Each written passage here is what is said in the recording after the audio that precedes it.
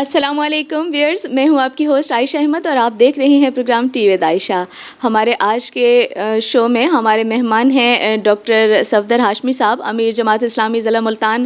تو اب ہم ان کی طرف چلتے ہیں تو ان سے پوچھتے ہیں کہ انہوں نے اپنا جو ہے وہ کریئر کہاں سے سٹارٹ کیا اور یہاں تک پہنچنے میں ان کو کیا کیا ہرڈلز تھیں اور انہوں نے اس کو کس طرح سے فیس کیا اور اتنی خوبصورتی سے اتنا لمبا سفر کس طرح سے انہوں نے طے کیا۔ تو زیادہ ٹائم آپ کا نہیں لوں گی، چلتے ہیں ڈاکٹر صاحب کی طرف۔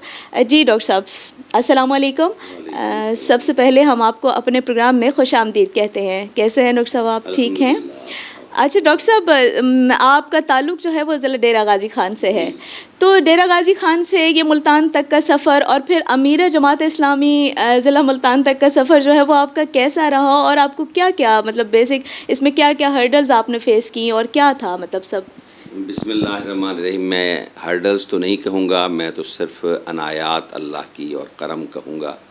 وجہ یہ ہے کہ میں ایک ایسے گھرانے سے تعلق رکھتا ہوں کہ جو پڑھا لکھا تو تھا، اور میرے والد صاحب بھی پڑھے لکھے تھے، میری والدہ بھی ایک اسکول ٹیچر تھیں، لیکن کوئی متمول گھرانہ نہیں تھا، اور ہم 3 بھائی تھے اور تینوں میں سب سے چھوٹا تھا۔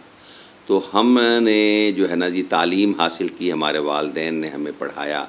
میرے بڑے بھائی وفات پا گئے ہیں، ڈاکٹر ظفر ہاشمی صاحب آرمی میں انہوں نے سرو کیا، اینسٹیٹسٹ تھے، وہ بھی ڈاکٹر تھے۔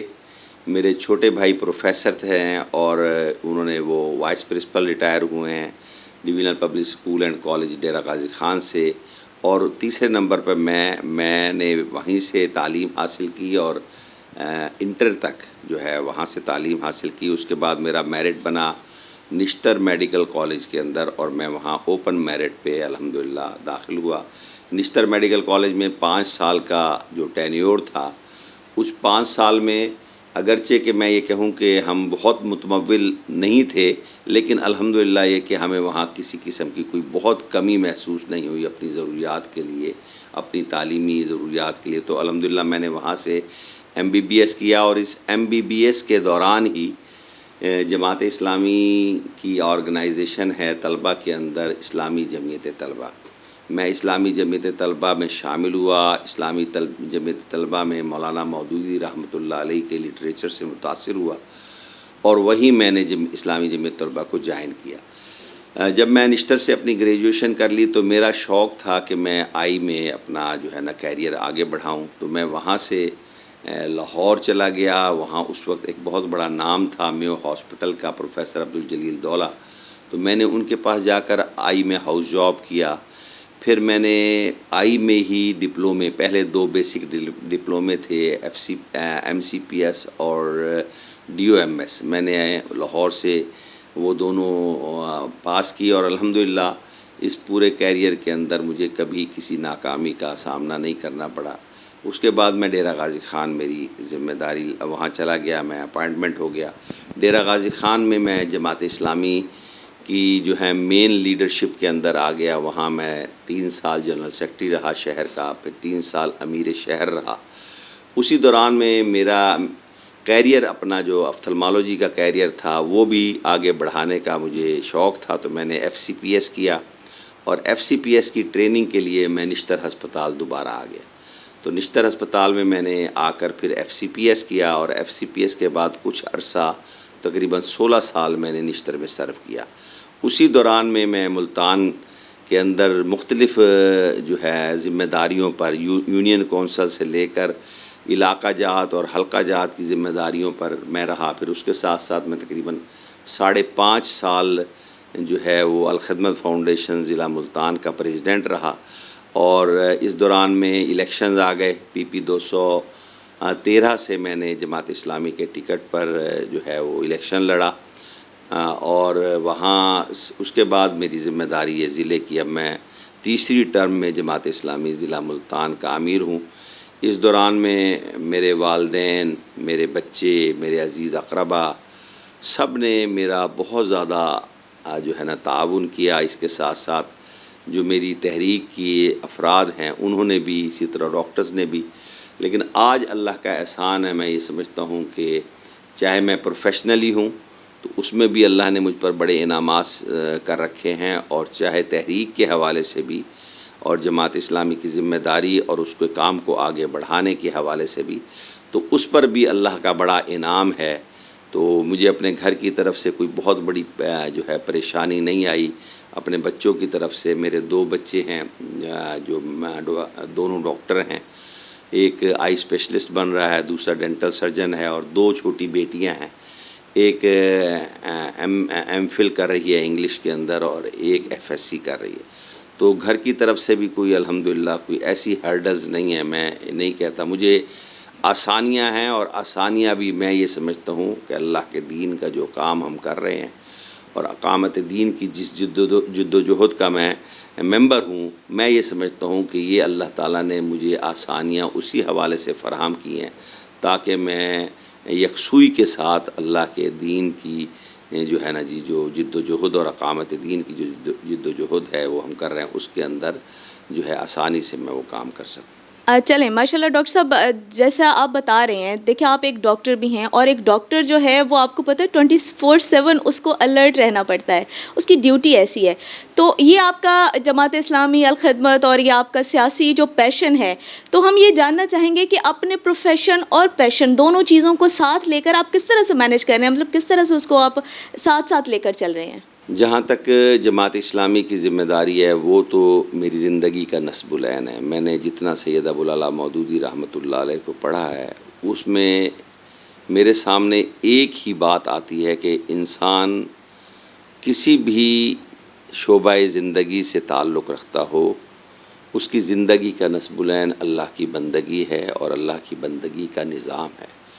اور صرف اللہ کی بندگی صرف چند عبادات کا مجموعہ نہیں ہے، بلکہ جس دھرتی میں ہم رہ رہے ہیں، جس دھرتی کا اللہ تعالیٰ نے ہمیں خلیفہ بنایا ہے، نائب بنایا ہے اپنا، اس میں اللہ کی مرضی کا نظام جاری و ساری ہو جائے. اس لیے میں یہ سمجھتا ہوں یہ تو میرا نصب العین ہے، اور جو انسان کا نصب العین ہوتا ہے وہ کبھی بھی جو ہے اس کی نگاہ سے اوجھل نہیں ہو سکتا. تو کبھی الحمدللہ چاہے میری گھر کی ذمہ داریاں ہیں، چاہے میری پروفیشنل ذمہ داریاں ہیں، وہ کبھی میرے اس نصب العین کے سامنے جو ہے نا جی رکاوٹ نہیں بن سکی. جہاں تک پروفیشنل لائف کا تعلق ہے، میں یہ سمجھتا ہوں کہ یہ بات آپ کی درست ہے. ایک ڈاکٹر جو ہے اس کی ذمہ داریاں بہت زیادہ ہوتی ہیں، مریض کے حوالے سے بھی اور ایمرجنسی کے حوالے سے بھی. لیکن آفتھلمالوجی ایک ایسا شعبہ ہے کہ جس میں باقی شعبہ جات کی نسبت ایمرجنسی کم ہوتی ہے. تو اس لیے آفتھلمالوجی میں رہتے ہوئے میں نسبتاً زیادہ وقت اپنے خدمت کے کاموں کے لیے بھی اور اپنے اس سیاسی کام جس کو آپ کہہ سکتے ہیں اس کام کے لیے بھی میرے پاس الحمدللہ وقت ہے. اس کے ساتھ ساتھ جہاں میں نے آپ سے یہ بتایا کہ میرے پاس جماعت اسلامی کے بہت بڑی تعداد میں تعاون کرنے والے ورکرز کی ٹیم ہے، اسی طرح فیملی کی طرف سے بھی مجھے بہت تعاون ہے. اور میرا جو سٹاف ہے، جو میرا پروفیشنل سٹاف ہے، وہ بھی الحمدللہ بہت ٹرینڈ ہے. میرے ساتھ کئی ڈاکٹرز ہیں، میرا خود اپنا بیٹا جو ہے وہ آئی اسپیشلسٹ بن رہا ہے. تو اس حوالے سے آہستہ آہستہ جو ذمہ داریوں کا بوجھ بھی بڑھ رہا ہے، اتنا ہی اللہ تعالیٰ کی طرف سے آسانیاں بھی باہم پہنچ رہی ہیں. اور میں الحمدللہ اپنے ان دونوں کاموں کو ایک یکسوئی کے ساتھ اور ایک توازن کے ساتھ لے کر چلنے کے قابل ہوں. جی ڈاکٹر صاحب، تو اب آتے ہیں تھوڑا سا آپ کے سیاسی کیریئر کی طرف. تو ڈاکٹر صاحب، ہم جیسا کہ دیکھتے ہیں کہ الخدمت کی جماعت اسلامی کی ہمیں بہت ساری خدمات نظر آتی ہیں، مطلب جو آپ کرتے ہیں وہ دیکھنے کو مل رہا ہے ہمیں. کیونکہ پاکستان میں جب بھی کوئی ناگہانی آفت آئی ہے، خدا نہ خواستہ زلزلہ ہو یا کوئی سیلاب ہو، کسی قسم کی جب بھی کوئی مصیبت آئی ہے، ہمیشہ ہم نے جی بالکل، تو وہ ہمیں ہمیشہ جو ہے نا وہ الخدمت جو ہے ہمیں فرنٹ فٹ پر نظر آتی ہے، خدمت کرتی لوگوں کو دکھائی دیتی ہے. ہمیں لگتا ہے کہ آپ کچھ کر رہے ہیں اور وہ لوگوں تک پہنچ رہا ہے. لیکن اس کے تناظر میں اگر دیکھا جائے تو جب الخدمت اتنا مطلب لوگوں کو اتنا پرووائڈ کر رہی ہے، اتنی خدمات دے رہی ہے، پھر سیاسی طور پہ ہمیں جو ہے وہ سیاسی بینچوں میں یا آپ کہہ لیں ایوان بالا میں یا پارلیمنٹ میں وہ ہمیں اتنا آگے جو ہے وہ جماعت اسلامی پھر اس طرح سے کیوں نہیں نظر آتی جتنا کہ وہ خدمات دے رہی ہے؟ اس کا کیا مطلب، اس کی وجہ کیا کہہ سکتے ہیں آپ؟ کیا آپ لوگوں کے ساتھ کوئی کمیونیکیشن، اس کو گیپ کہہ لیں، یا کچھ کوئی اس طرح کی وجہ ہے، یا اس کے علاوہ کچھ ہے تو پلیز بتائیے. میں یہ سمجھتا ہوں کہ وجوہات تو اگر ڈسکس کرنی چاہیں تو بہت ساری ہو سکتی ہیں، لیکن جو بالکل واضح بات ہے، جیسے آپ نے کہا ہے کہ عوام جماعت اسلامی کی خدمات کو ایکنالج کرتی ہے، اس کی سب سے بڑی وجہ یہ ہے کہ جماعت اسلامی کو اپنی امانتیں دیتی ہے. یعنی مال جو ہم سمجھتے ہیں کہ جو بڑا قیمتی ہے، اپنی زکوٰۃ ہیں، اپنی صدقات ہیں، جماعت اسلامی کے حوالے کرتی ہے. اور یہ بہرحال ایک بڑی قیمتی متاع انسان سمجھتا ہے، اور سمجھتا ہے کہ ان لوگوں کے ہاتھ میں دی جائے جہاں ان کی یہ امانت ضائع نہ ہو. لیکن ووٹ کو ابھی لوگ امانت نہیں سمجھتے، حالانکہ ووٹ ایک ایسی امانت ہے جس کے بعد آپ نہ صرف یہ کہ اختیارات دے دیتے ہیں بلکہ وسائل بھی بے اندازہ اس شخص کے حوالے کر دیتے ہیں جس کو آپ اپنی ووٹ کی پرچی دیتے ہیں. لیکن ہمارے ہاں سیاسی کلچر میں ابھی ووٹ کی اس اہمیت کا لوگوں کو اندازہ نہیں ہوا ہے. میں آپ کے اس چینل کے توسط سے یہ لوگوں کو بات ضرور کہوں گا کہ اللہ تعالیٰ نے یہ حکم دیا ہے کہ ان اللہ یأمرکم ان تؤدوا الامانات الی اہلہا وَإِذَا حَكَمْتُمْ بَيْنَ النَّاسِ أَن تَحْكُمُوا بِالْعَدْلِ، کہ اللہ تعالیٰ تمہیں حکم دیتا ہے کہ امانتیں اہل لوگوں کے سپرد کرو، اور جب لوگوں کے معاملات کا فیصلہ کرو تو عدل اور انصاف کے ساتھ فیصلہ کرو.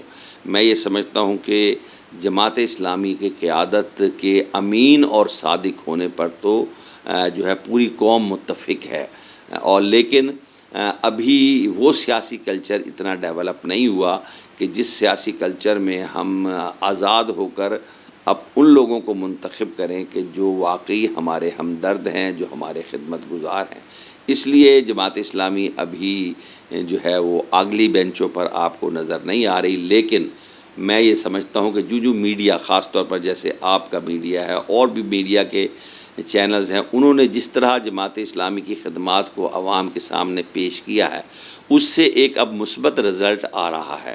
اور جیسے کراچی کے اندر جو ہے حافظ نعیم الرحمن صاحب نے بڑی محنت کی، عوام کا مقدمہ لڑا، اور آج عوام نے اپنے ووٹوں کی پرچی سے ان کو کامیاب کیا. اسی طریقے سے گوادر کے اندر مولانا ہدایت الرحمن صاحب نے وہاں عوام کا مقدمہ لڑا تو عوام نے ووٹ کی پرچی سے انہیں کامیاب کیا. اور آج پورے پاکستان کے اندر امیر جماعت اسلامی سراج الحق صاحب، مہنگائی ہو، بے روزگاری ہو، بد امنی ہو، اس کا مقدمہ عوام کے سامنے پیش کر رہے ہیں. اور انشاءاللہ تعالی میں امید رکھتا ہوں عوام انشاءاللہ ہماری بات سن رہی ہے، ہمارے پیغام کو سمجھ رہی ہے اور ایکنالج کر رہی ہے کہ جماعت اسلامی واقعی خدمت کرنے والی جماعت ہے. تو الحمدللہ ہمارا گراف ہر لحاظ سے آگے آ رہا ہے. اس کے علاوہ بہت سارے اور بھی عوامل ہیں، اس صرف ووٹوں کے رجحان کے علاوہ بھی بہت سارے عوامل ہیں. ہمارے الیکشنز کے اندر بہت بڑی تعداد میں مال جو ہے پیسہ استعمال ہوتا ہے، جو کہ صریحتاً خلاف ورزی ہے الیکشن کمیشن ایکٹ کی، کیونکہ الیکشن کمیشن تو ایک خاص حد مقرر کرتا ہے کہ ایک کینڈیڈیٹ اس سے زیادہ خرچ نہیں کر سکتا، لیکن وہی الیکشن کمیشن ہے کہ جب لوگ اس سے 100 گنا خرچ کرتے ہیں تو وہ ان پر بھی کوئی پابندی نہیں لگاتا. تو یہ اصل میں اس سسٹم کی وجہ سے بھی لوگ بڑی تعداد میں اور بہت زیادہ مال، جو عموماً وہ مال بھی انہوں نے صحیح طریقے سے نہیں حاصل کیا ہوتا، اس کو خرچ کرتے ہیں، جس کی وجہ سے وہ لوگوں کا ووٹ خریدنے میں کامیاب ہو جاتے ہیں. تو یہ ہم سمجھتے ہیں کہ جو عوام کے سامنے عوام جماعت کی خدمات آ رہی ہیں اور عوام کے سامنے عوام کا مقدمہ لڑنے والے فرنٹ فٹ پر آ رہے ہیں، تو انشاءاللہ تعالی یہ جتنے بھی پیسے کا استعمال کرنے والے ہیں بالآخر یہ بھی ناکام ہوں گے، اور عوام اپنے حقیقی ترجمانوں کو اور اپنے حقیقی خدمت گزاروں کو پہچانے گی تو جماعت اسلامی ہی کو الیکٹ کرے گی. ڈاکٹر صاحب، سب سے آخر میں ہم آپ سے یہ جاننا چاہیں گے کہ جو ہمارے آج کل ملکی حالات چل رہے ہیں، آپ دیکھ رہے ہیں کوئی ایک کھچڑی سی بنی ہوئی ہے، کچھ سمجھ میں نہیں آ رہا ملکی حالات کس نہج پر جا رہے ہیں، ملک ڈیفالٹ ہونے کے قریب تر، بلکہ کہا جا سکتا ہے کہ ایک قسم سے ڈیفالٹ ہو چکا ہے. ایک لحاظ سے حالات بہت خراب ہیں. پیٹرول بم جو ہے نا آئے روز عوام پر، پہلے آٹے کی پریشانی تھی، پھر پیٹرول بم گرا دیا گیا. عوام جو ہے، غریب عوام خاص طور پر، وہ ایسے لگتا ہے جیسے بنیادی ضروریات زندگی سے بھی آہستہ آہستہ محروم ہوتی جا رہی ہے. تو آپ کا کیا کہنا ہے کہ یہ اس حوالے سے جو ہے وہ مطلب آپ کیا خیالات رکھتے ہیں کہ جو ہماری جتنی بھی پارٹیز اس وقت سرو کر رہی ہیں، کیا یہ ان کا طریقہ کار ٹھیک ہے، یا اس حوالے سے جو بھی آپ کے خیالات ہیں پلیز بتائیے. میں یہ سمجھتا ہوں کہ جو ہماری مین سٹریم پارٹیاں ہیں جو اب تک اقتدار میں آئی ہیں، جس طرح پیپلز پارٹی ہے، اس کو اقتدار 4 بار اس کو اقتدار ملا ہے. اسی طرح مسلم لیگ ہے، طویل عرصے سے وہ اقتدار میں ہے، اور اب تبدیلی کا بھی جو ہے وہ عمران خان صاحب جو نعرہ لے کر آئے تھے وہ بھی لوگوں نے دیکھ لیا ہے. ڈیلیور نہیں کر سکے. ڈیلیور نہ کر سکنے کی بڑی وجہ یہ ہے کہ تقریباً پاکستان کے اندر اشرافیہ کا ایک پورا نیٹ ورک ہے، ایک بڑا نظام ہے جن کے لیے ساری سہولیات ہیں. وہ اشرافیہ جب یہ دیکھتی ہے کہ کون سی پارٹی ہے جو جیت سکتی ہے یا جیتنے والی ہے، وہ اپنے لاؤ لشکر کے ساتھ اس پارٹی کے اندر شامل ہو جاتے ہیں. یہ غیر سنجیدہ لوگوں کا گروہ ہے جس کو صرف اور صرف اپنا مفاد عزیز ہے، اور یہ پھر اس پارٹی میں جا کر وہاں پھر دوبارہ عوام کی گردنوں پر مسلط ہو جاتے ہیں. تو یہ میں سمجھتا ہوں. اور پھر یہ جو جتنی پارٹیاں ہیں یہ بھی غیر سنجیدہ ذمہ داران ہیں جو نہ آئین کو، نہ قانون کو، اور نہ پارلیمنٹ کو کسی کو بھی اہمیت دینے کے لیے تیار نہیں ہے. فیصلے پارلیمنٹ سے بالا ہوتے ہیں، کسی آئین اور قانون کو اپنی نگاہ میں نہیں رکھا جاتا. تو اس لیے اس وقت آپ دیکھ رہے ہیں کہ ملک کی جو صورتحال ہے، اشرافیہ کا ایک بہت بڑا طبقہ ہے جو مراعات حاصل کر رہا ہے. لاکھوں روپے پینشن اور تنخواہیں لینے کے باوجود مفت پٹرول، مفت بجلی، مفت ٹیلی فون، یہ سہولیات استعمال کر رہا ہے. ملازمین کی ایک فوج ظفر موج ان کے لیے ہے. اسی طرح سیکورٹی اداروں کا ایک بہت بڑا حصہ صرف اشرافیہ کی سیکورٹی کے لیے جو ہے وہ استعمال ہو رہا ہے. 1.5 لاکھ سے زیادہ سرکاری گاڑیاں ہیں جن کو مفت پٹرول دیا جاتا ہے اور وہ عوام کی جیبوں سے نکل رہا ہے. یہ سارا کا سارا کلچر تبدیل کرنا ہوگا. ہم یہ سمجھتے ہیں کہ اینٹی پروٹوکول کلچر کی جو ہے وہ ضرورت ہے. میں آپ کے سامنے صرف ایک MNA جو کہ سوئٹزرلینڈ، یہ 3 ان ممالک میں سے ہے جو دنیا میں پر کیپٹا انکم میں سب سے بڑھ کر ہیں. وہاں ایک MNA اپنے بچے کو، جو اس کا شیر خوار بچہ ہے، وہ پارلیمنٹ میں اپنی گود میں لے کر بیٹھتی ہے. جب اس سے پوچھا گیا کہ آپ اپنے بچے کو یہاں کیوں لے کر آتی ہو، تو اس نے کہا کہ میں آیا رکھنا افورڈ نہیں کر سکتی. اور دوسری بات یہ ہے کہ اس پارلیمنٹ کی ذمہ داری کے بعد بھی میں ایک بیکری میں جا کر کام کرتی ہوں تاکہ میں اپنی ضروریات کو پورا کر سکوں. یہ ان ممالک کا حال ہے، ان ممالک کی MNA ہے جو ممالک دنیا بھر کو قرضے دیتے ہیں. تو یہ ان کا اپنا ایک معیار ہے، جبکہ ہمارے پاس صورتحال یہ ہے کہ یہاں کیبنٹ کے لیے جو ہے 60 بلٹ پروف گاڑیاں ہیں صرف ان کے لیے. تو یہ ایک ایسا کلچر ہے جس کلچر کو تبدیل کرنے کی ضرورت ہے. جب تک جو ہے اینٹی پروٹوکول کلچر کو ختم نہیں کیا جائے گا اس وقت تک جو ہے ملک جو ہے اپنے پاؤں پر کھڑا نہیں ہو سکتا. ہم اس کی مثال اس لیے دیتا ہوں میں آپ کے سامنے کہ جماعت اسلامی، امیر جماعت اسلامی سراج الحق صاحب ہیں، وہ سینیٹر رہے ہیں، وہ وزیر رہے ہیں، لیکن ان کے اثاثوں میں اضافہ نہیں ہوا. ان کا جو آبائی 5-7 مرلے کا چند مرلوں کا گھر ہے وہی ان کا گھر ہے. اسی طریقے سے جناب ہمارے سینیٹر صاحب اس وقت مشتاق صاحب پارلیمنٹ کے اندر سینٹ میں موجود ہیں، اور ہر مسئلے پر اور عوام کے ہر مسئلے پر جو ہے وہ ببانگ دوہل بات کرتے ہیں، لیکن ان کے اکاؤنٹس میں بھی وہ بھی 1000 cc کی گاڑی میں پھرتے ہیں اور ان کے اکاؤنٹ بھی لاکھوں میں نہیں ہیں. تو اسی طرح حافظ نعیم الرحمان صاحب جنہوں نے عوام کا مقدمہ لڑا ہے وہ ایک کرائے کے گھر میں رہتے ہیں. تو جماعت اسلامی ایک ایسی قیادت رکھتی ہے جو اینٹی پروٹوکول بھی ہے، اور وہ جو ہے عوام کے پیسوں کو امانت سمجھ کر اس کو استعمال کرتی ہے. تو میں یہ سمجھتا ہوں عوام کو دیکھنا ہوگا کہ یہ جو اشرافیہ نے ایک جال بنا ہوا ہے اور ایک مراعات کا فائدہ اٹھا رہے ہیں اور سارے بوجھ عوام کے اوپر ڈالتے ہیں، تو یہ اس کلچر کو بدلنے کی ضرورت ہے. اور ایک کلچر صرف ایک جماعت بدل سکتی ہے جس کے اپنے اندر جو ہے پروٹوکول کا کلچر نہیں ہے، اور وہ جماعت اسلامی ہے. اس لیے عوام سے میری اپیل ہے کہ آئندہ آنے والے جتنے بھی انتخابات ہیں آپ جماعت اسلامی کو ووٹ دیں، جماعت اسلامی کے نمائندوں کو ووٹ دیں.